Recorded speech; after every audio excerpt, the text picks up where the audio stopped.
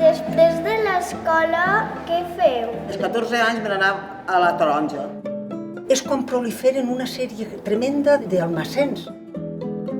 I ja van a començar les dones a anar a l'almacén. I van ser el motor econòmic en un moment determinat d'esta regió. I allí va passar 23 anys, totes les temporades de taronja treballant. Així al poble, la majoria de gent tots eren llauradors. La cabra en si, la millor feina que fa és la neteja dels montes.